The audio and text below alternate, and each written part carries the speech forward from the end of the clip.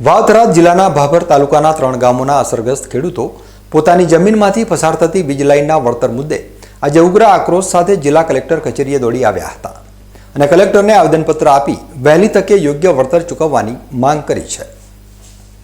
ભાભર તાલુકાના ગોસણ, ચચાસણા અને સિસોદરા ગામના ખેડૂતો આજે પોતાના હક માટે ન્યાયની ગુહાર લગાવવા મોટી સંખ્યામાં કલેક્ટર કચેરીના આંગણે આવી પહોંચ્યા હતા।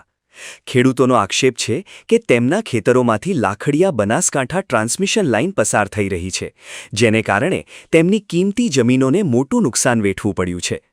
આ હાઈ ટેન્શન વીજ લાઇનના કારણે ખેતીના પાક અને જમીનની કિંમતમાં મોટો ઘટાડો થયો હોવા છતાં તંત્ર કે કંપની દ્વારા ખેડૂતોને પૂરતું વળતર આપવામાં આવ્યું નથી।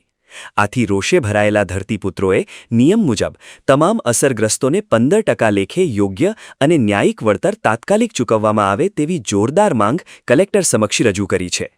ખેડૂતોએ ચીમકી પણ ઉચ્ચારી છે કે જો વહીવટી તંત્ર કે સંબંધિત કંપની દ્વારા તેમની આ ન્યાયિક માંગણીઓ વહેલી તકે સંતોષવામાં નહીં આવે તો આગામી દિવસોમાં તેઓ પોતાના પરિવારો સાથે ઉગ્ર આંદોલનના માર્ગે વળશે અને ગાંધી ચિંધ્યા માર્ગે ઉપવાસ પર બેસવા માટે મજબૂર બનશે। અમે બધા ખેડૂતો ગોસણ, ચિસોદરા અને ચચાસણા ગામથી આવ્યા છીએ।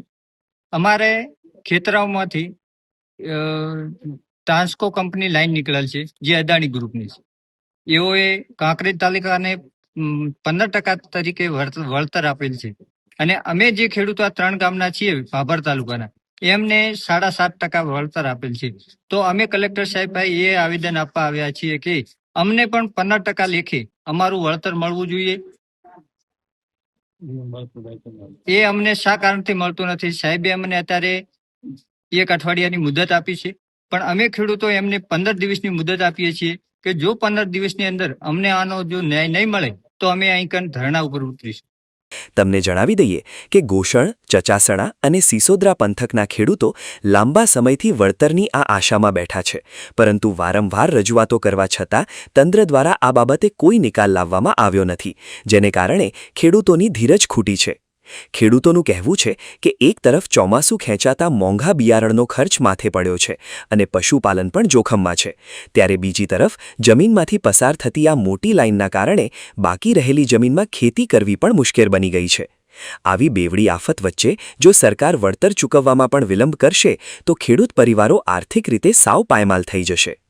અમે 3 ગામના ખેડૂતો સાહેબ પાસે રજૂઆત કરવા આવ્યા છે કે 2021-22માં લાઈન નીકળેલી છે। એ ટાઈમે અમને 8.5% વળતર આપ્યું હતું, પણ ચાલુ લાઈને ઉર્જા મંત્રીનો હુકમ હતો કે ખેડૂતોને 15% વળતર આપવું। એ ટાઈમે કાંકરેજ એસડીએમ સાહેબે હુકમ કરી નાખ્યો।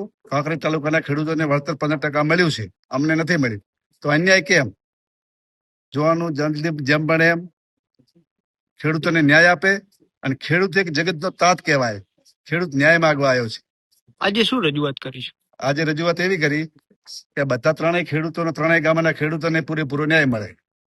જમીન અને પાકના નુકસાનીના વળતર મુદ્દે ભાભરના ખેડૂતોએ આરપારની લડાઈના મૂડમાં કલેક્ટર કચેરી ગજવી મૂકી છે, ત્યારે હવે જોવાનું એ રહે છે કે વાવ-થરા જિલ્લા પ્રશાસન આ ગંભીર બાબતે વચગાળાનો રસ્તો કાઢીને ટ્રાન્સમિશન લાઇનના અસરગ્રસ્તોને ન્યાય અપાવે છે કે પછી ખેડૂતોને કથિત ચીમકી મુજબ આંદોલનનું શસ્ત્ર ઉગાડવું પડે છે। Gangaram Thakor, BK news channel, Bhabhar.